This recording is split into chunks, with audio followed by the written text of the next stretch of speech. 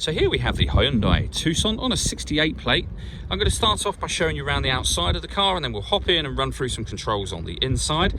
But from the outside, you can see it's a 5-door car with alloy wheels. Let's start off inside the boot and then work our way around the rest of the car from there. So as we approach the boot, you can see we have reversing sensors, plenty of boot space as well, along with that 60/40 split folding rear seat, should you wish to increase that space even further. And then underneath this carpet section, a space saver spare wheel. Okay, so we're just going to work our way back round to the front of the car, and then we'll hop in and run through some controls on the inside. But now that we've done a full circle of it, you can see it's in excellent condition the whole way round. Just briefly before we climb in, I think it's well worth seeing the interior from this exterior point of view. There's plenty to run through on the dashboard, so let's hop in and we'll do that right now. Okay, now that we're inside the car, we're going to start with the dials. On the left-hand side, we have the rev counter, and on the right-hand side, the speedometer and fuel gauge. In the middle, you can see the total miles for the car, which are 8,525. The information displayed above that can be changed using buttons on the steering wheel. At the moment, you can see there's a digital readout for the speedometer, for example, but there are various different bits of trip computer information and other menus available, from sat-nav to various user settings, and then back round to this beginning menu again. To change the information as I just did, you need to use these buttons here. We've also got cruise control and speed limiter over that side as well. On the left-hand side, we have stereo and phone controls, including voice activation just there. Of course, you can't use that until you've paired the phone up, and that is done on the touchscreen in the center. Hit the phone icon and then follow the instructions on screen. We're going to cancel that for now. When it comes to music in this car, we have the radio, first of all, DAB, FM and AM, as you can see.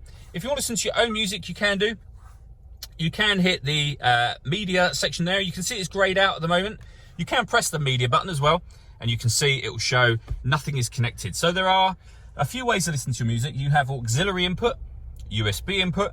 You can stream your music wirelessly via Bluetooth audio. You can also use Android Auto or Apple CarPlay, depending on what device you have. If I put the car into reverse, you'll see we have a full color reversing camera with guidelines showing you what direction the car is headed in relation to the image that you see on the screen. This car's also got satellite navigation. There's a full video that shows how that works that can be found on our website and also on our YouTube channel. Here we have the dual zone climate control, so you can adjust the passenger and driver temperatures, the fan speed up and down. You can determine where you'd like the air to be directed within the car.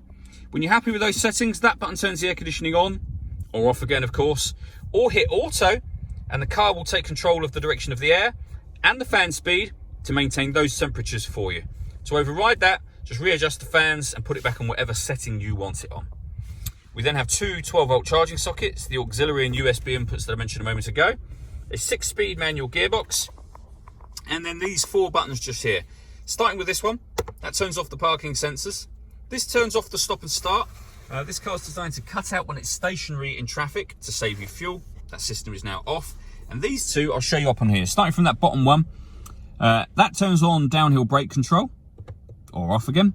And the one above that puts the steering into sport or normal.